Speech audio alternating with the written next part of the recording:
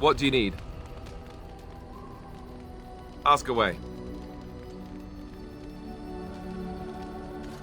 I already said I wouldn't. The answer is still no. What do you need? Ask away. Have you seen the uniform? It's not only stylish, but well made. I'm a sucker for good tailoring.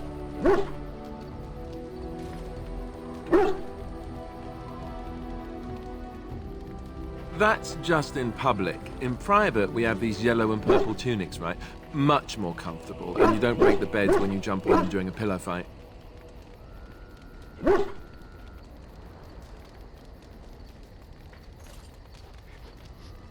I'd use my shield if I could, but I think you might actually spot me hiding behind it.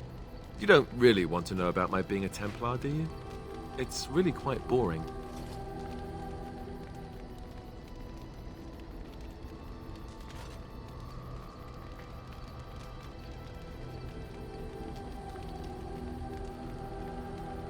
Poke, poke, poke. Tell me everything about your life, Alistair. All right, if you insist. It's not like we have anything better to do, right? The truth of the matter is that I did hate going to the monastery. The initiates from poor families thought I put on airs, while the noble ones called me a bastard and ignored me. I felt like Al Eamon had cast me off, unwanted, and I was determined to be bitter. But I took some solace in the training itself, I guess. I was actually quite good at it.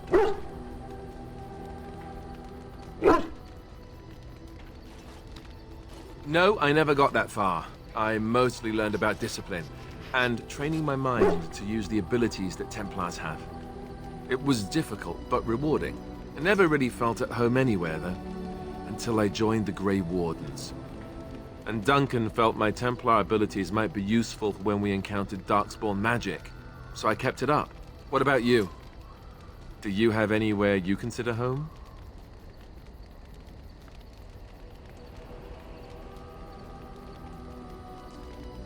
It is. I didn't know you felt that way. We won't always be traveling like this, you know. Once the war is over, once the Blight is... well, a time will come when we'll have to think about having a real home again.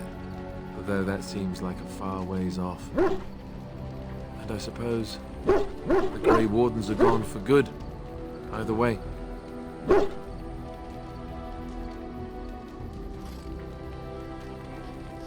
I suppose you're right. We can create new Grey Wardens, but we'll never get back those we lost. I wonder if it would ever feel the same. Anyhow, now I've sidetracked us. We'd better get back to what we're supposed to be doing right now.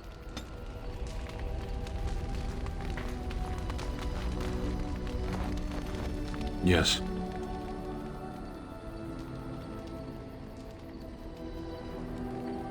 Speak, then. Then I suggest we move on. I am hardly surprised. To answer a question. The Arishok asked what is the Blight. By his curiosity, I am now here. The one who commands the Antam, the body of the Kunari. Kunari have no kings. Little patience for endless questions.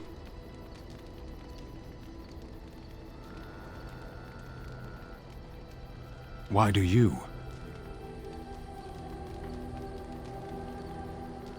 Exactly. You don't ask, nor do I. The Arishok sends me and I go. A portion of it. Were you not at Ostagar when the army was overwhelmed? That is your answer.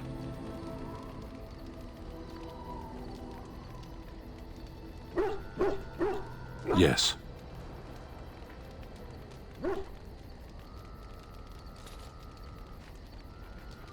I cannot go home. Thank you. Can we move on? We keep the Darkspawn waiting. Sitting, as you observed.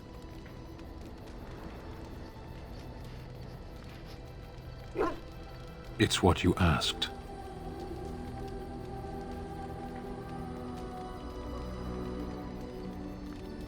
Warden, if I truly disliked you, I would leave. That I am still here, you may interpret however you choose.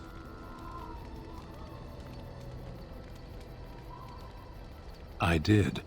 Parshera. Was there anything else? I am hardly surprised. Very well. As you wish.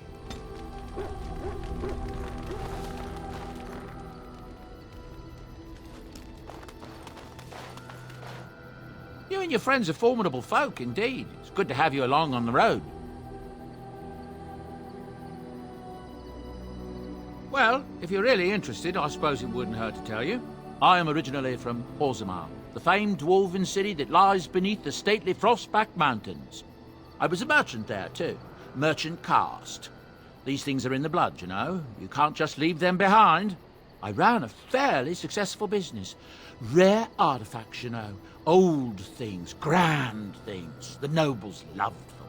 Reminded them of the lost glory days, I suppose. Our kingdoms once spanned the length of Thados, from majestic Orzammar to Kalsharok to glittering Darmalin far to the west. They say the gold and silver veins ran so thick through the stone of Darmalin that the entire city sparkled. The Darkspawn took it all, of course. One by one, the old tigers fell, and then all that was left was Orzammar. But we were talking about how I ended up here, weren't we?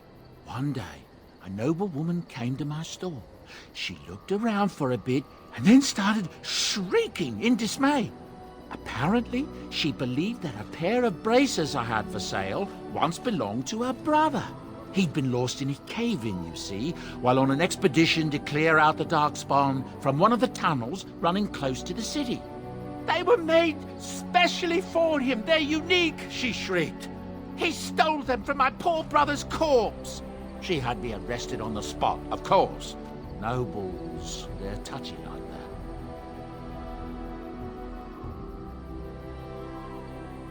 Well, I didn't steal them. You see, I'd been paying these castless thugs to venture out into the deep roads for me. The lost tigers, they're full of things that people left behind. Sometimes you can find a treasure, something worth a little gold. That's exactly how I see it. The noblewoman, she wasn't too happy with the theft of her brother's braces. I don't know what they planned for me, and I didn't want to find out. Bribed the guard that was watching me and took off for the surface first opportunity I got.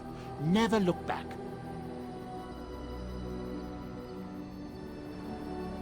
I thank the stone every single day. Now, is there anything the boy or I can get you? Look, we don't rob people, all right? We don't take things from people that need them. The things in the lost tigers, what good did they do lying there? I brought them back to Orzammar, where people could look at them and remember. It's not all that different up here. There are places long abandoned by the humans everywhere. Even more now with the Darkspawn coming. People flee from the Blight with good reason, but they forget things. Things with value and meaning. They leave them behind because they're frightened and desperate. And sometimes, my boy and I, we find our way to these places before the Horde descends, and we save these things. I take them away so the Darkspawn don't get them. Is that so bad? They destroy everything they touch. That's what I tell myself, too. Ah, these are dark times indeed. Dark times, my friend. Ah, yes. I'm married to a fine woman back in Denerim, it's true. She'd give me a son if she could, but that's not likely to ever be. Sandal here. I found him in the deep roads years ago. Abandoned, I think, and he was never quite right in the head. I took him in, and I brought him with me when I came here to the surface. He may not be my blood, true, but I think of him as one. We left Orzammar. That's right, boy. Maybe one day we'll see it again.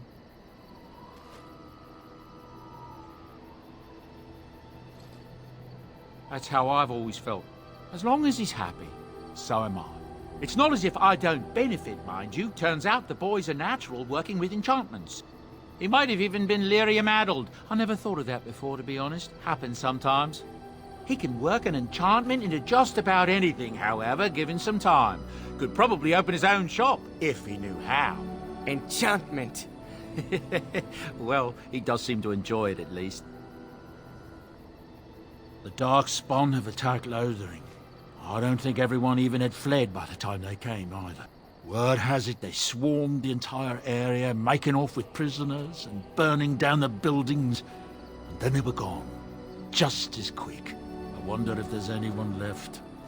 I heard some chanters were going to head down south, maybe to try to find some survivors. I'm not holding out hope myself.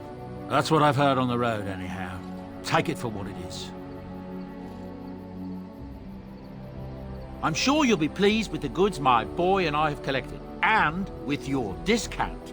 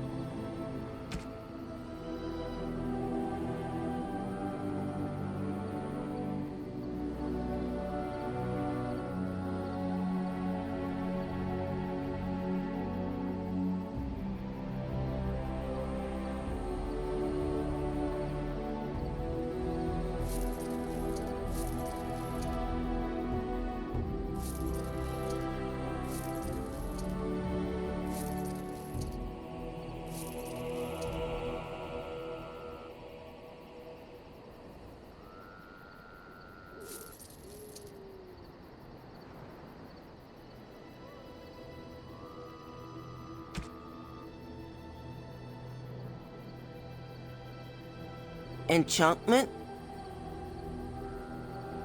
Enchantment!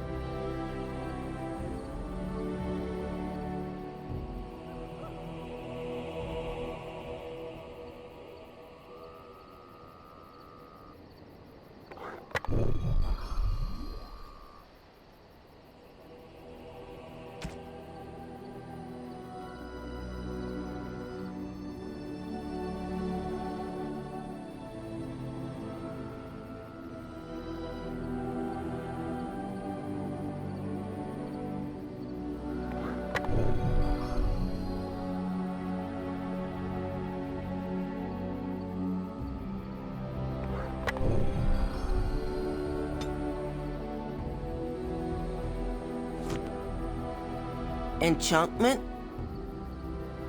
Oh, certainly, I could do that for you. Just come with me.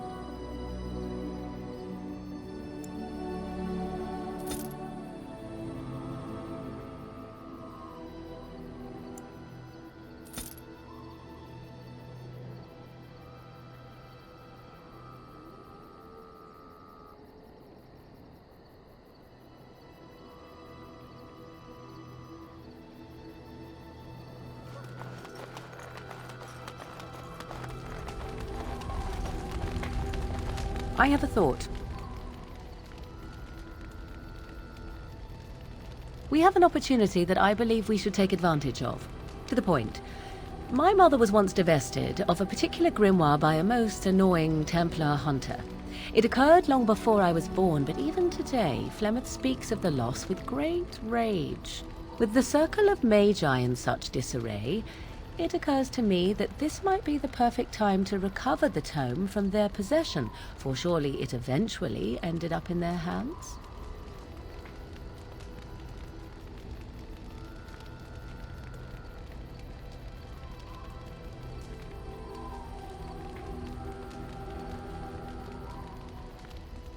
Tis a book of spells, of the sort that Flemeth has dabbled with throughout her long life. 'Tis not the sort of thing that would benefit a mage of the standard variety. They were taught a different path. I, however, was taught by my mother.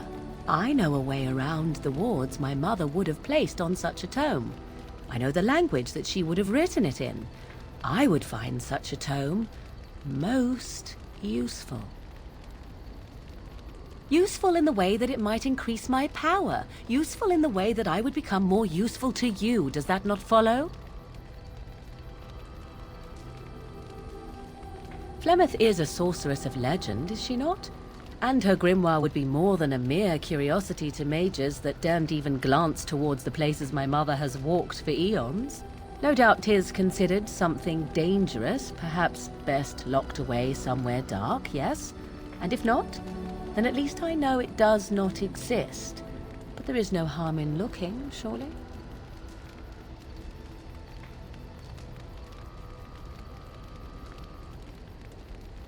It did not occur to me when we were still in the Mage Tower. I wish it had. Truly, Mother has assumed for a long time that the tome was lost forever. I only remembered it now after thinking what treasures might be found in the Circle of Magi's Tower now in its condition.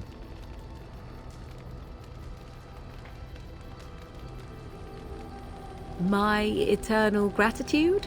At the very least, it shall enable me to help you more. Is that not worthwhile?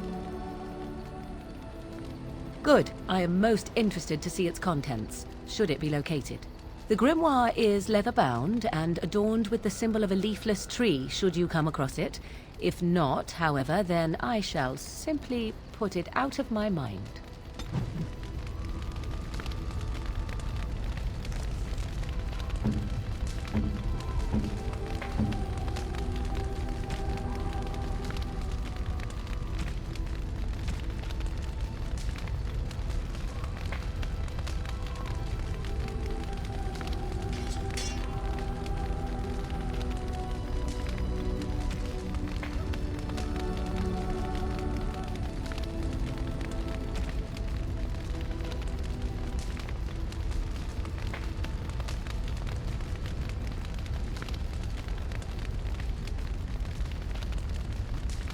A fine gift. You have my thanks.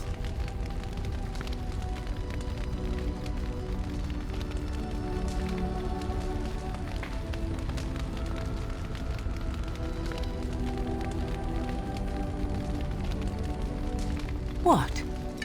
You found Flemeth's grimoire? When I spoke of it to you, I did not truly hope... This is a most fortuitous event. You have my thanks. I will begin study of the tome immediately.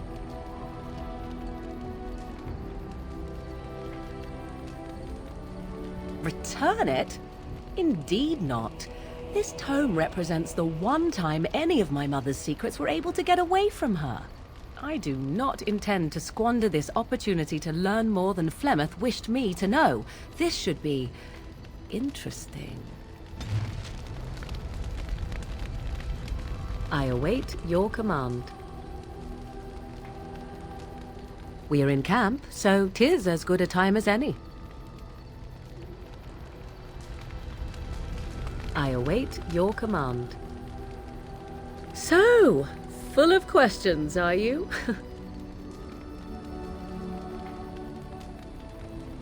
'Tis the child abomination you speak of from the haunted castle? If what you seek is to remove the demon from the child without harming the child, there is a way indeed. There is a connection between the child and the demon, one which can be followed to the demon's true form within the Fade. There, the demon can be battled directly. Only a mage may enter the Fade. It requires lyrium and a group of mages to cast the ritual, neither of which we have, yes? And had we those things, it would still fall on one mage alone to defeat the demon. No simple task, but there you have it.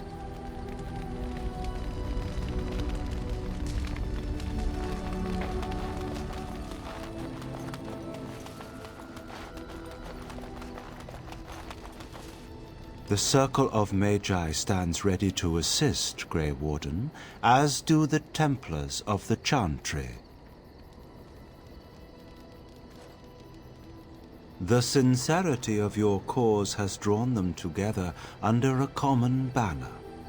It would not have happened otherwise.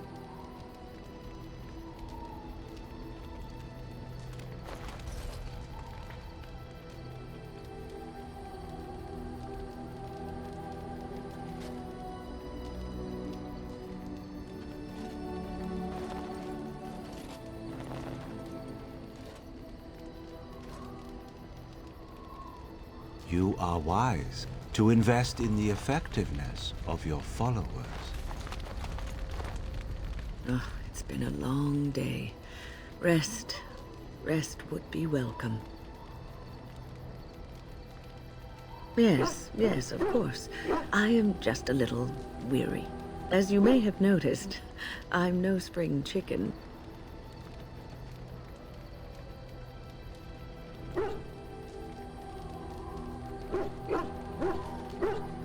Thank you. You're very kind to say so. But in all honesty, I do not know how many years I have left in me. I have lived for such a long time, but there is always something else to do. And I have to keep going in order to do it. I think I will be glad when I am done.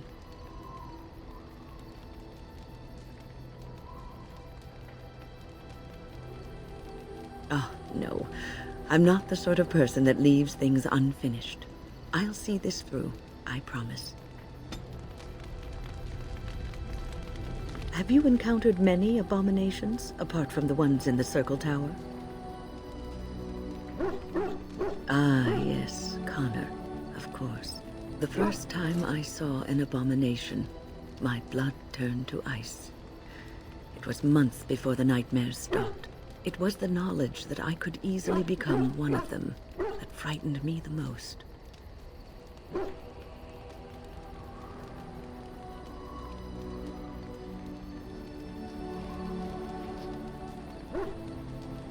Every mage is vulnerable, no matter how accomplished or powerful. That is the first thing we learn, and overconfidence can lead to recklessness. One slip. All it takes is one slip, and everything you are is simply gone, replaced by madness. And there is no turning back, or at least that's what they say.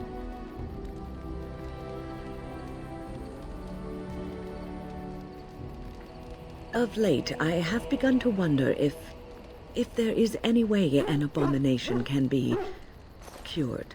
Or if a mage could be so possessed and still retain their sanity, their humanity.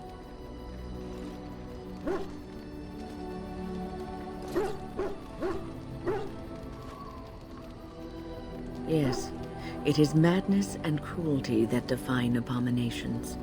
If those are lacking, if the mage remembers the person they truly are, then they are not an abomination. I never saw that. Thank you for showing me another way of looking at it. So, tell me, how did you become a Grey Warden?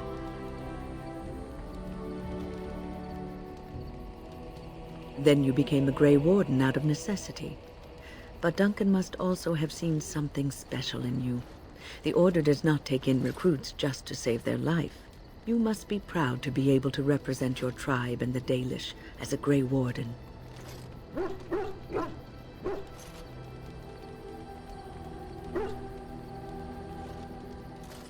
Sometimes it gives me comfort to think that everything will end up the way it's supposed to.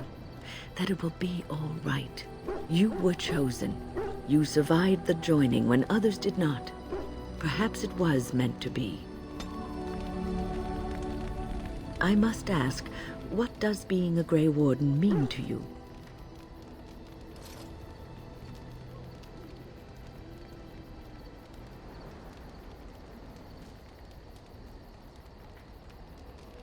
There's that, of course. But there's more to being a Grey Warden than killing Darkspawn and saving the world from the Blight. Ultimately, being a Grey Warden is about serving others, about serving all people, whether elves or dwarves or men.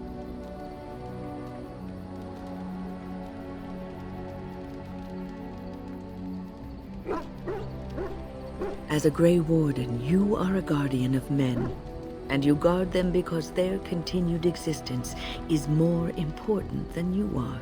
Thus it is you who serves, not they. A good king, a true king who cares for his land, uses his power to rule firmly but fairly. He serves his people first and foremost. The king who does not do this, who believes that he is entitled to his power, who abuses it and uses it for his own means, is a tyrant.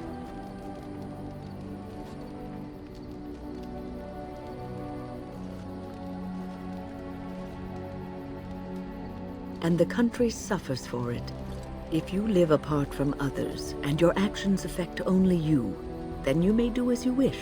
But if you have power, influence, and strength, your every action will be as a drop of water in a clear, still pond. The drop causes ripples, and ripples spread.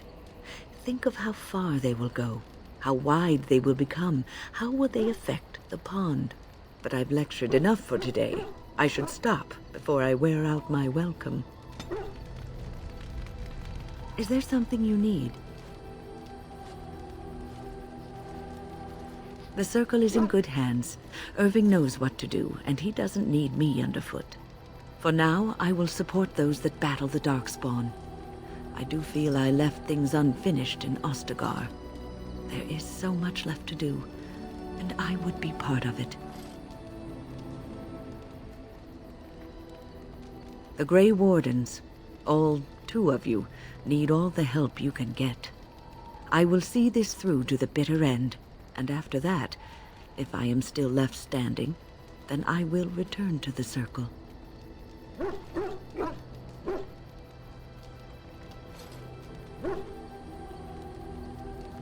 No, of course I don't. I'm old and unsure of what I'm doing. Actually, I'd rather be in a warm chair in the sun, being served pudding or some other easily digestible food.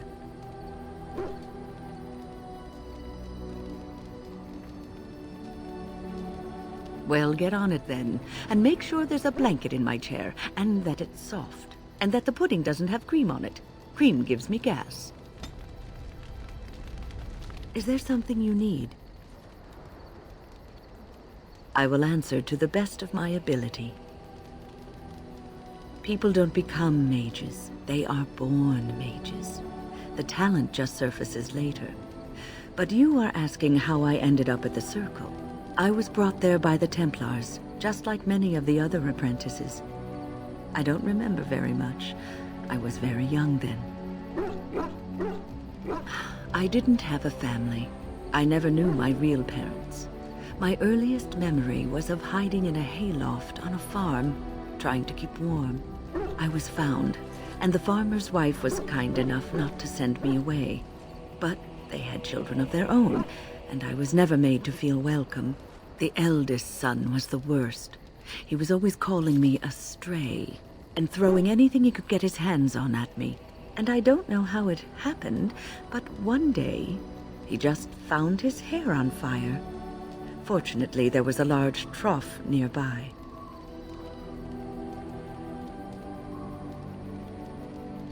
And you would have seen yourself trussed up like a festival turkey and paraded about the square for it.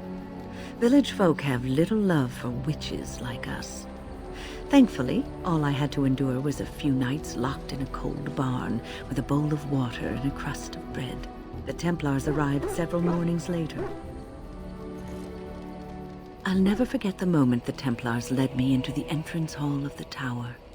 I had never seen anything so grand in my life. I stopped being afraid then. I knew I was home.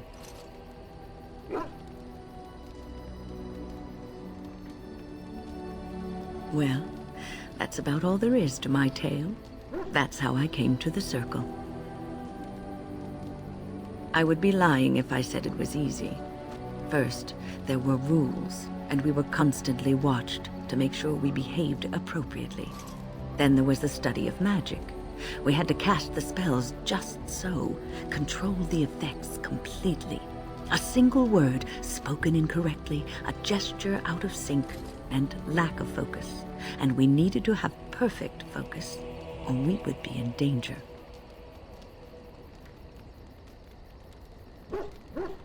Without the Circle and my mentors, I would not have been where I am today. And there was joy in life at the Circle. The joys of fellowship, in knowing that you were not alone in your struggles. In spite of everything, I was happy in the tower, and I loved it.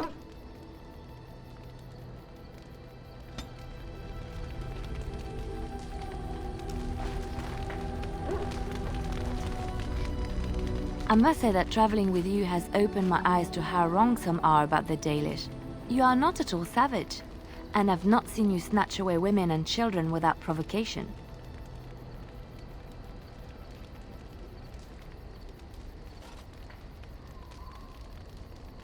If my people were more open to interacting with yours, we could do away with such misperceptions.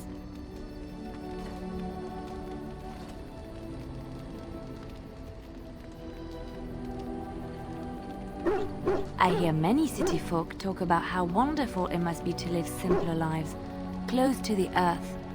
They could learn from the Dalish.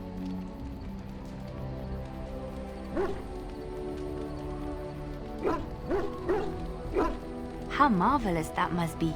I have met very few elves, and those that I have met were pledged to the service of Orlesian nobles. They are serfs. There is no slavery in Orlais.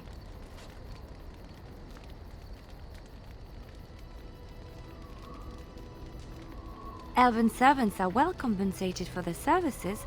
Some of them live richer lives than humans. A well-trained elven servant is highly valued in Orlais. They are nimble and dexterous, and many people find them pleasing to look at.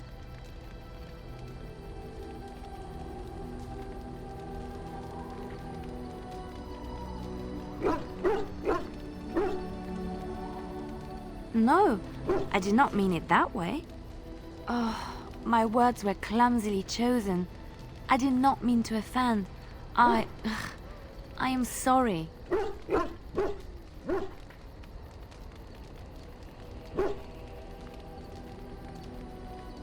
Thank you. You have given me a lot to think about. Have I ever told you I really like the way you wear your hair?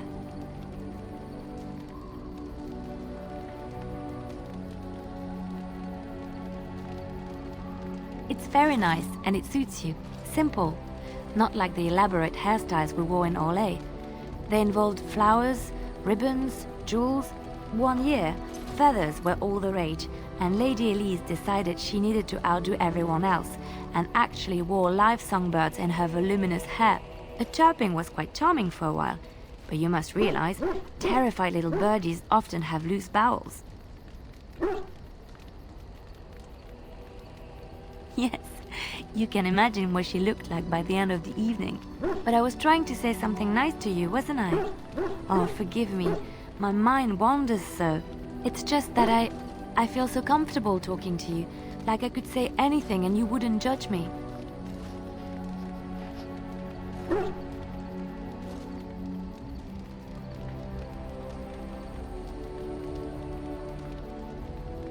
Yes, very much so. I haven't felt this close to anyone in a long time. I really enjoy your company.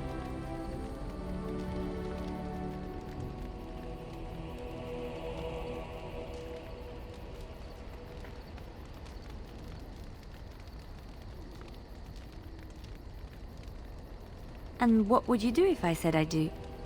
Very much so, in fact.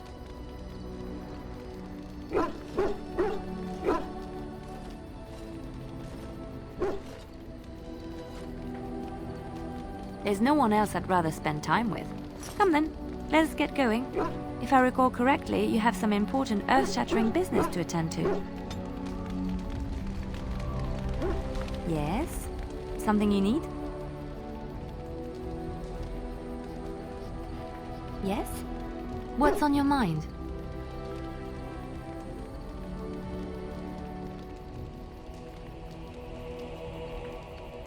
My mother was from Denerim, and I consider myself a Ferelden. Mother served an Orlesian noblewoman who lived here when Orlais ruled. When Orlais was defeated and the common folk began to resent the presence of any Orlesian, the lady returned to Orlais. She took my mother with her. I was born in Orlais and did not set foot in Ferelden till much later. Mother was always telling me stories of her homeland. I think she missed it.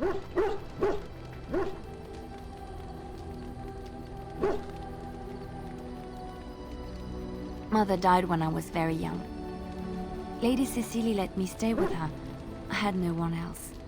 She was quite old then, and she had me study music and dance to entertain her. It is unfair that I have more memories of Cecily than my mother.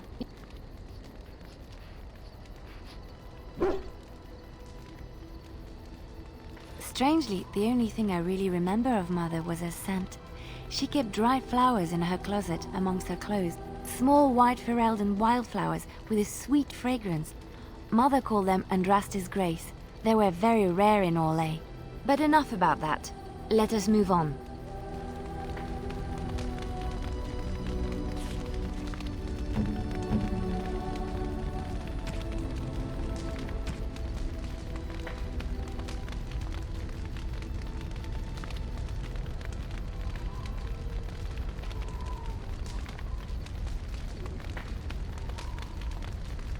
Flowers?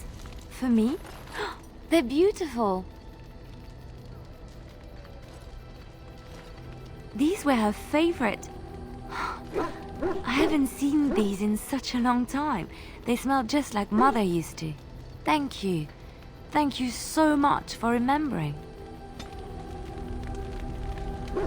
Yes? Something you need? Yes? What's on your mind?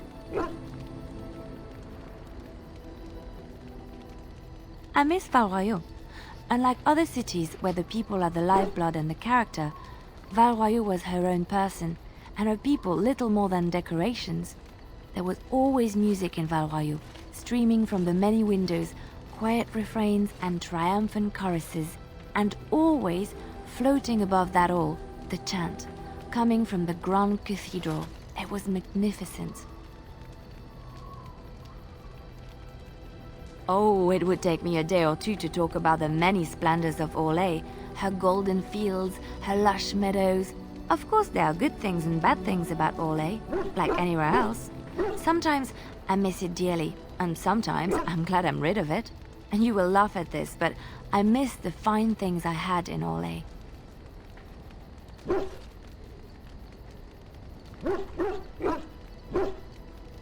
Dresses, fine dresses and furs, and shoes, of course. One can't mingle with nobility with bad shoes, you see. Orlais is very fashionable, almost ridiculously so. But the shoes! Living with those ridiculous trends was worth it for the shoes.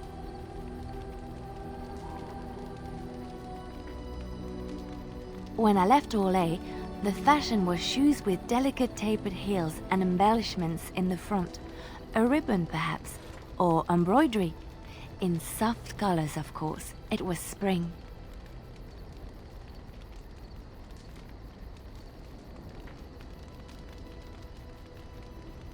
I had my eye on a pair my shoemaker was working on. It was covered in pale blue silk, with amber beads on the toe. The shoes made in Orlais were exquisite.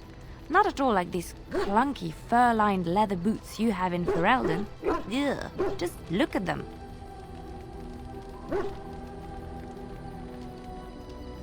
They're sturdy shoes, but sometimes a girl just wants to have pretty feet. Oh, I could talk about shoes all day, but we have things to do, don't we? Yes?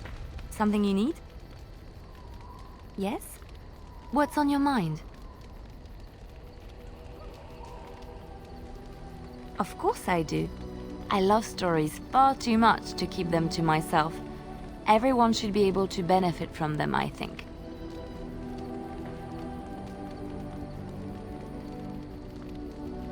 A long time ago, a girl child was born to a farmer. He had hoped for a son, not a daughter, and so he told his wife to abandon the child in the woods. Before the cold could claim her, the baby was found by a tribe of Dalish Elves who took pity on the poor mewling thing and raised her as their own. Aveline, for that is what they called her, grew strong and quick and clever under the guidance of the elves. She learned to wield the sword as well as any man, could kill a deer with an arrow at 100 paces, and was as graceful on the back of a horse as she was on foot.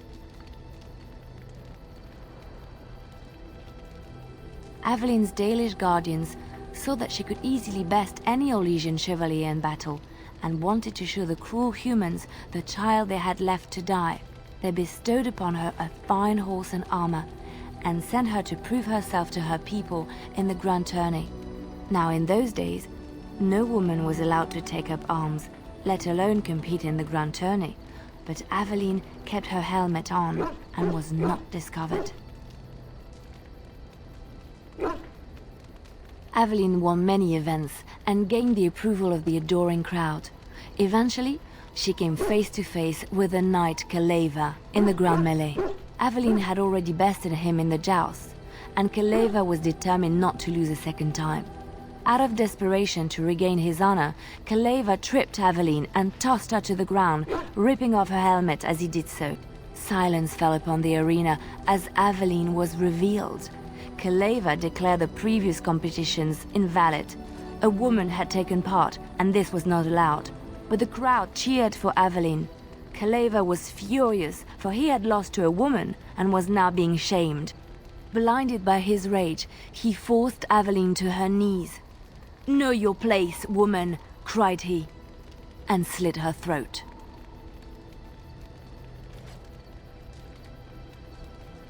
The son of the king, Prince Freyan, was present. He recognized Aveline's skill and bravery and began to see the injustice done to the women in his land. When he was made king, he rewrote the laws of Orlais so that women could also become chevalier. He honored Aveline and knighted her after her death. And to this day, any female who is knighted reveres Aveline the Brave, for she is the patron of all women chevalier.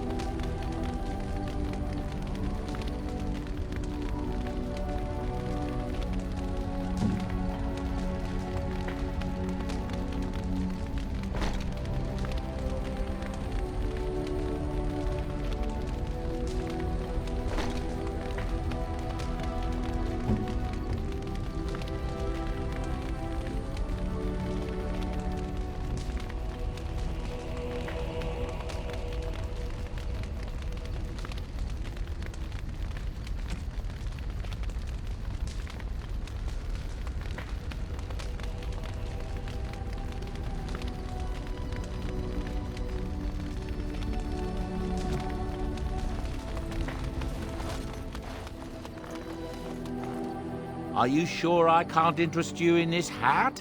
A pair of earrings, perhaps? A cheese knife? I'm sure you'll be pleased with the goods my boy and I have collected, and with your discount.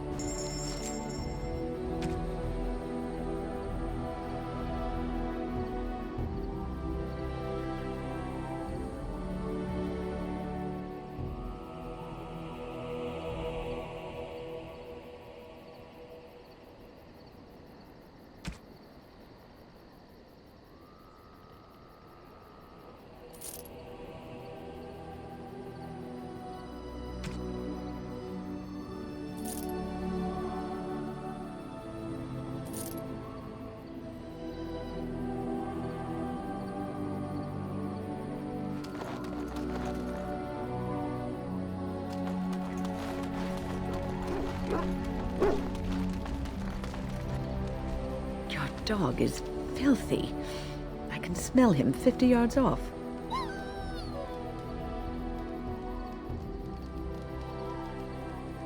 That may be so, but all the same, I would like your permission to bathe him.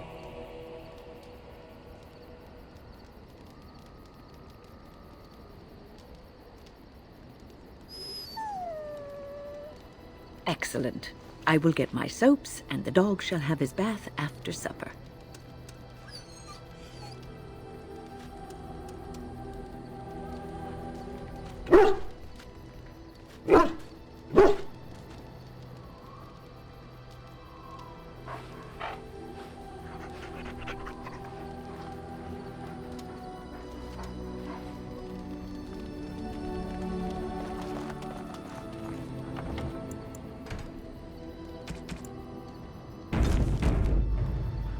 Very well. Indeed. Indeed. Yes.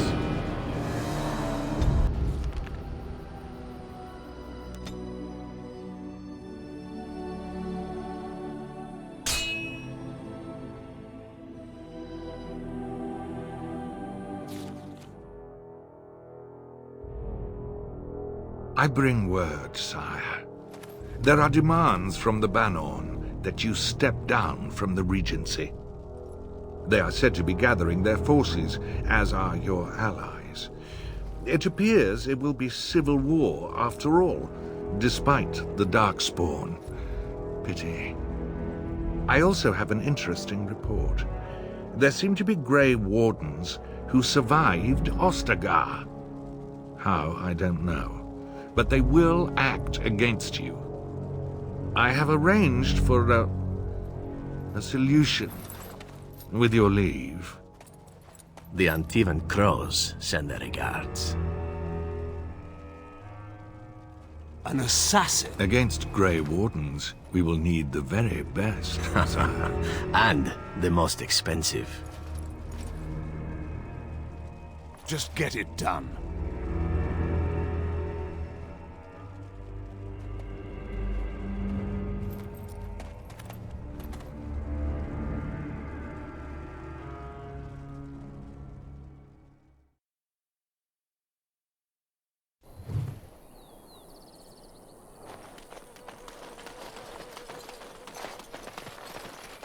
Rough travels out here, eh? We even saw Darkspawn on the way in. Right, Darkspawn. We killed a whole band of them on the way up from Lothering. We're delivering a message to the Chantry in Denerim. You? I thought you said... Wait, you're serious? Hey, no need to get pushy. We were just in it for the experience.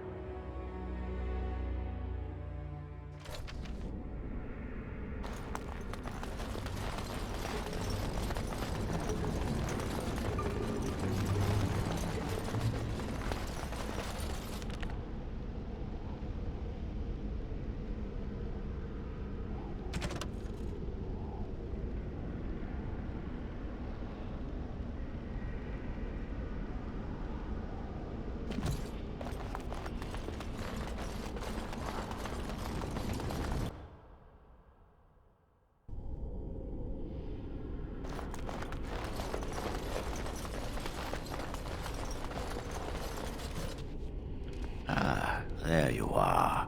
We have brought lyrium and begun preparations for the ritual. We can start any time.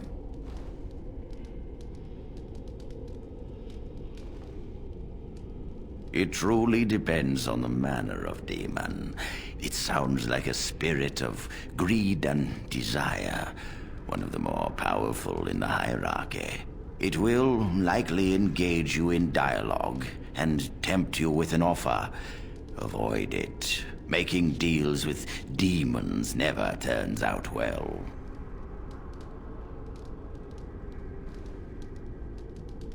Yes, we haven't sufficient lyrium at present to send more than one mage into the Fade.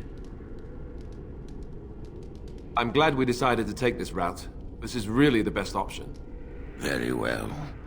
Who will go into the Fade?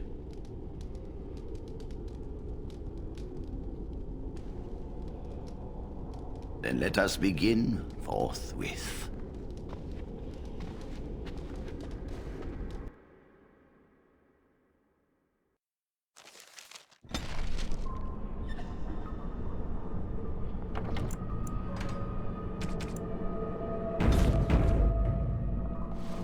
Is that you, Connor?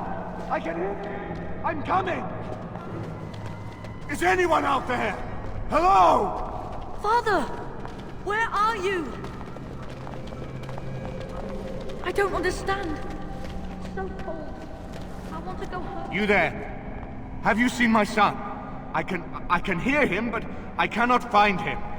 This blasted fog has me turning in circles.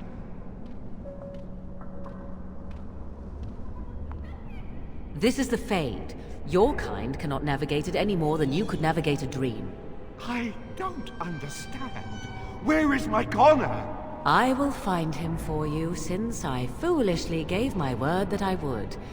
Leave me to it. No. No, you're trying to lead me astray. I do not believe you. Connor! Connor, where are you?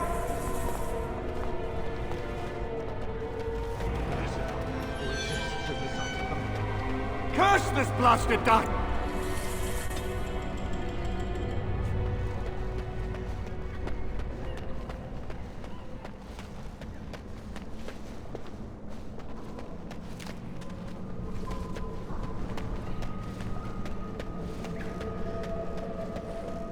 Who are you? Are you the one that made Father ill? Tell me now!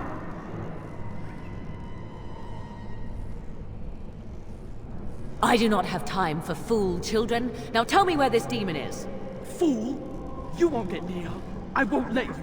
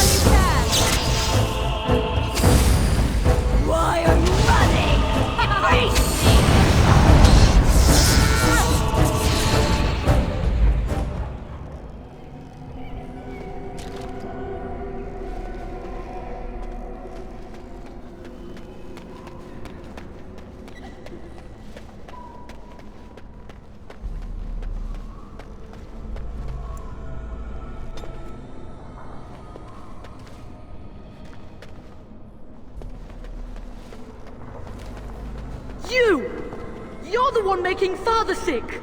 Connor? Is that you? Why do you keep hurting me? Why are you trying to stop me? Enough of these games. Give me what I want. Trespasser! I will drive you out!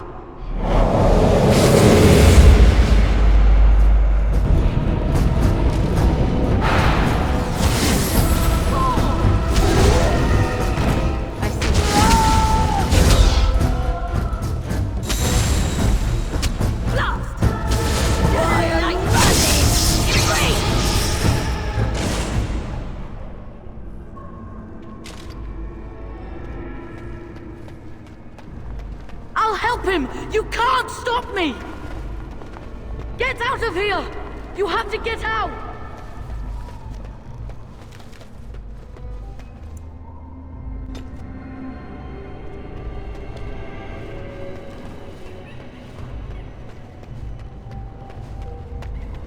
Father wanders, seeking me, trapped within my web.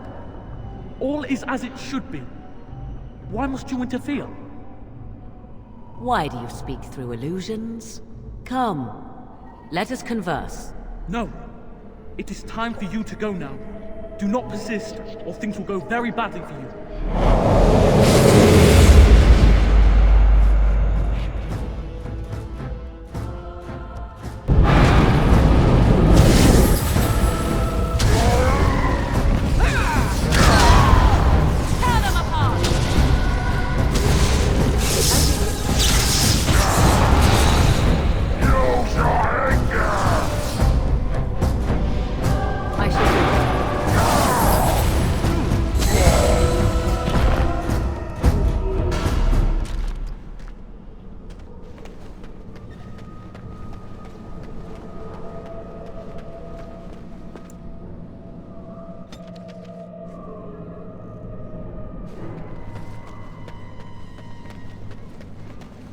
Very well. No more illusions. Now we meet face to face. You see my true form, and stand in my domain. It is here I am most powerful. And yet I have no wish to engage your power, nor should you be so eager to engage mine. Perhaps we should converse instead?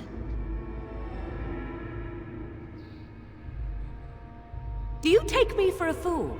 I know better than to bargain with your kind. Alas, that is sad. Very well then. If you wish a battle, you will have it. Let us see if your power matches your boldness, creature.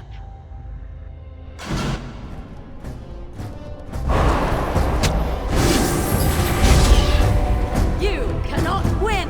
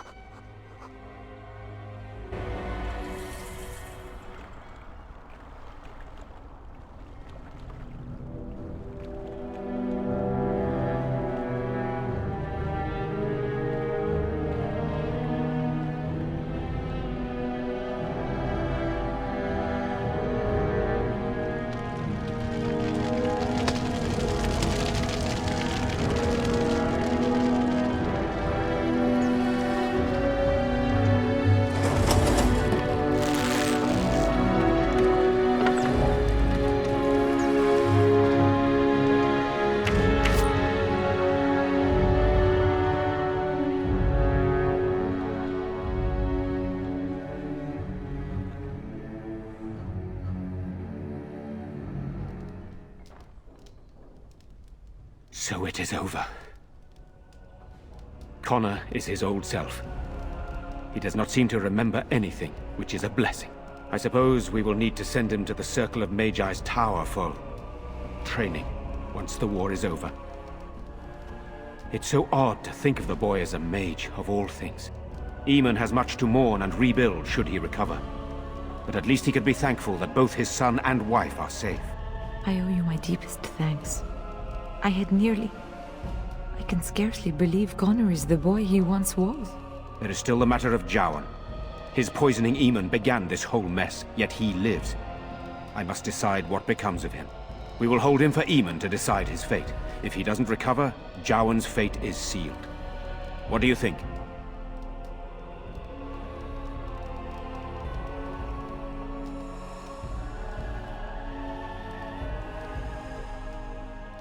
You spoke with him, have you not? You know what he has done better than I do, even.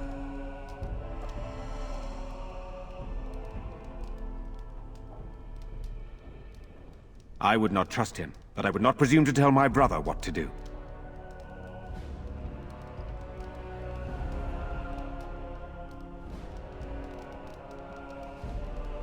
What do you mean? He is responsible for many of the problems here, and is a Maleficar as well. Perhaps you are correct.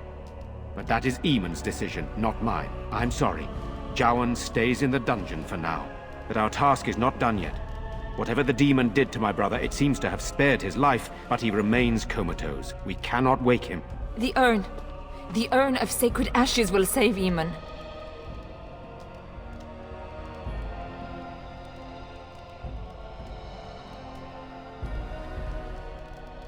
It has been tried, and we will continue trying. Perhaps the demon's absence will make a difference. However, the relic is another option. My husband funded the research of a scholar in Denerim, a brother Genetivi. He has been studying the inscriptions on Andraste's birth rock. When Eamon fell ill, I sent the knights to speak to Genetivi. I hoped that he had finally discovered the location of the urn of sacred ashes itself. They were unable to locate Genetivi. In desperation, I sent more knights in search of the brother, or some clue of the urn's location.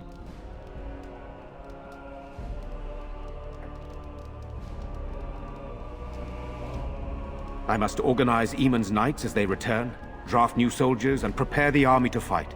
I shall hand Redcliffe back to Eamon when he awakens, and in a state where it can be of some use in the coming war. Truly, what other choice do I have?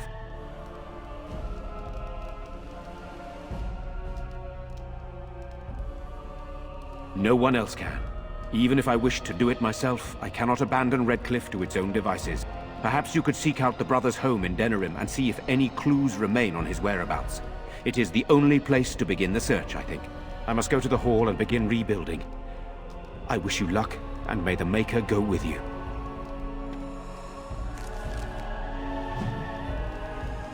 I pray that Eamon awakens soon.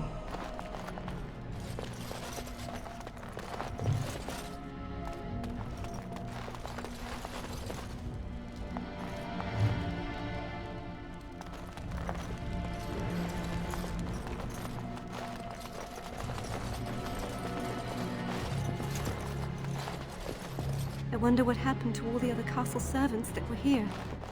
Do you think they all died? Or did they... You. You're the one who saved me. Then, I guess I owe her thanks. Father always said to remember to thank people who do nice things for you. I hope Father gets better soon. He will, won't he?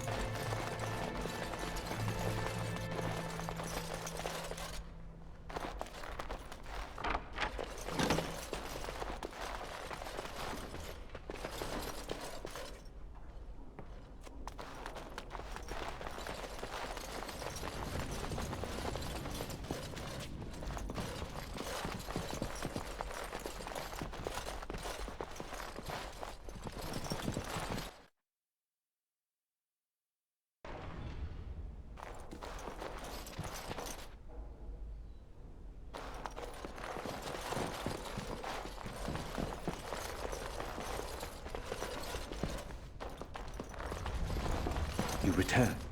Might you have news? Unchanged, I'm afraid. We've tried more magical healing, but nothing works. As time passes, I become more and more convinced the urn might be our only hope. Yes, but they are returning slowly. No doubt the war's progress, as well as the Darkspawns, hinders many of them. Then I must resume my duties. The civil war continues, and Loghain is no doubt angered Redcliffe has not been disabled. Good luck, my lady.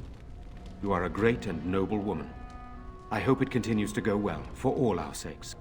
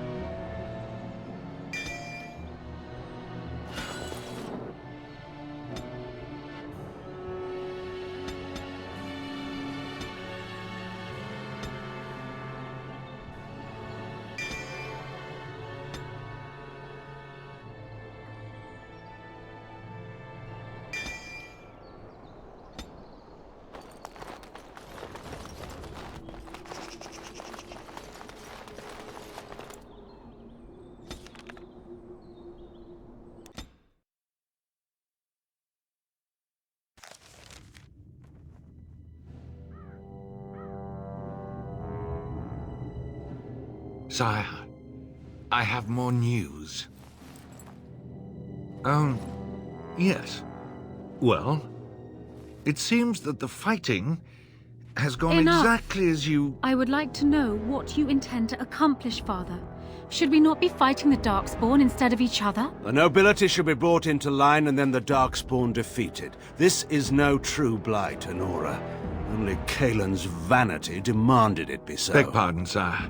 But blight or no, we may not have the manpower to face the Darkspawn soon. Kaelin approached your legions for support, did he not? Never! Marek and I drove those bastards out!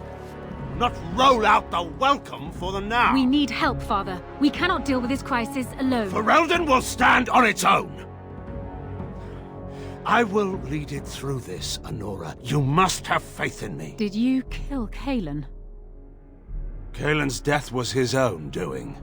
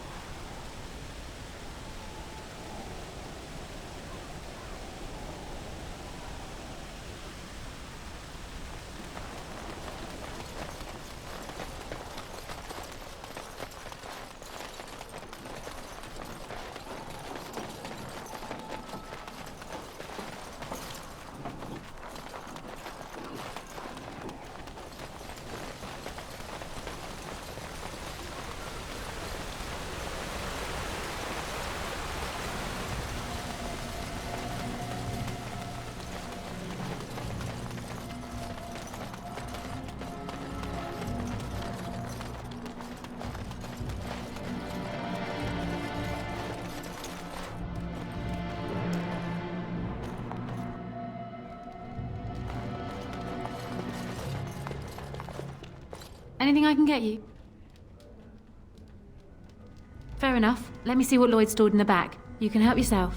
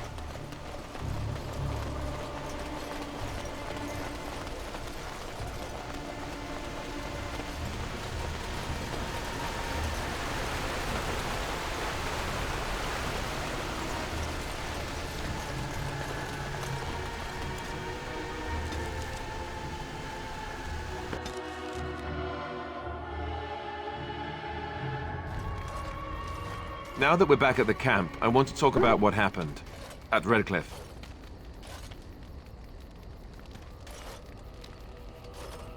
I just wanted to thank you.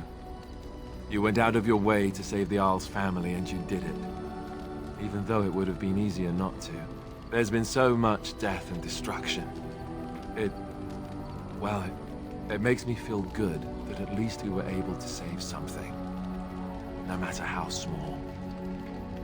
I owed the Isle that much.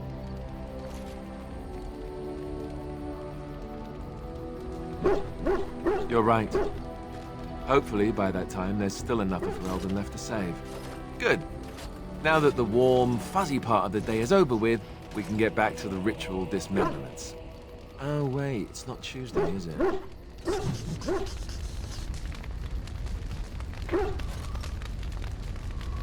You know, maybe this isn't the best time to be thinking about this, but I've something to ask you. Chances are we'll be heading to Denerim soon.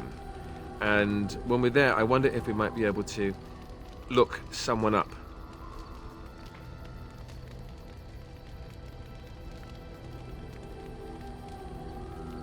No, I know that. That's not what I'm talking about. The thing is, I have a sister, a half-sister. I told you about my mother, right? She was a servant at Redcliffe Castle and she had a daughter. Only, I never knew about her. I don't think she knew about me either. They kept my birth a secret, after all. But after I became a Great Warden, I did some checking, and, well, I found out she's still alive. In Denerim. No. I thought about writing her, but I never did. And then we were called down to Ostagar, and I never got the chance. She's the only real family I have left. The only family not also mixed up in the whole royal thing.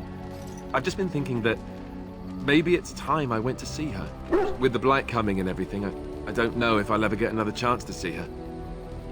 Maybe I can help her. Warn her about the danger, I don't know.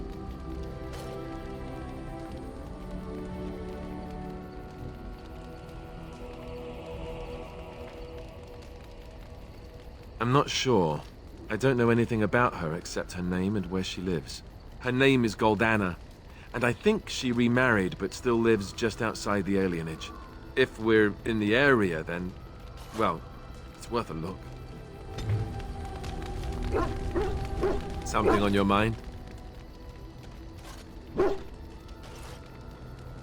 Of course. Others, yes. But not yourself. I need someone who's trained first as a warrior. It's as much about discipline as anything. I guess if I'm going to give up Chantry secrets, I may as well go all the way. Send whoever you want trained to me in camp, and I'll see what I can do.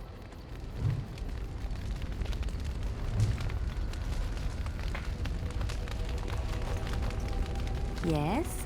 Something you need? Yes? What's on your mind? Where did you hear this?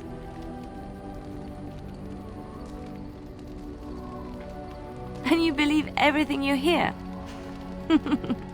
Not all minstrels are spies. Most are just singers and storytellers. But some of them are what we call bards.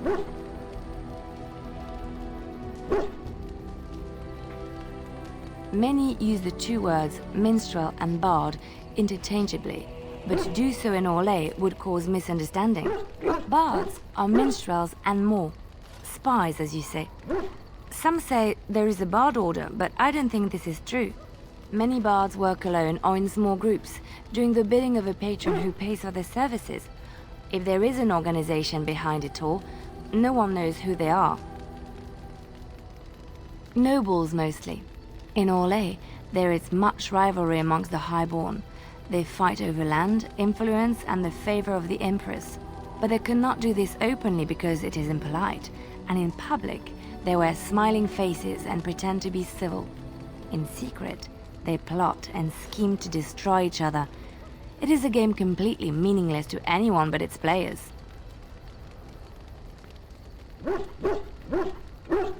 I have revealed too much, it seems. But it doesn't matter what I used to be. It is the past.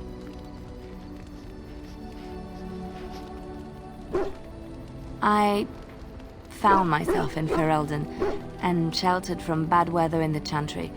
And when the storm passed, I just did not want to leave. I like to see the Maker brought me here.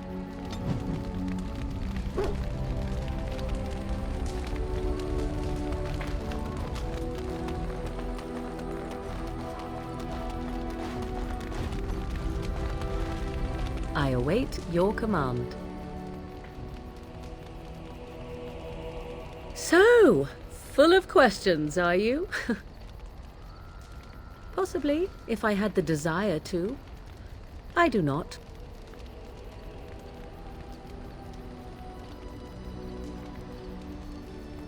I was told to accompany you and to help you, and that I shall. This may extend to the teaching of my mother's skills in time. For now, I simply do not know you well enough. I promise nothing.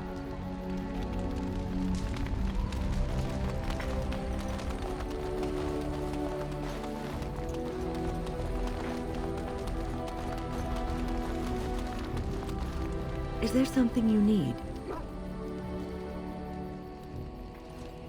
I will answer to the best of my ability.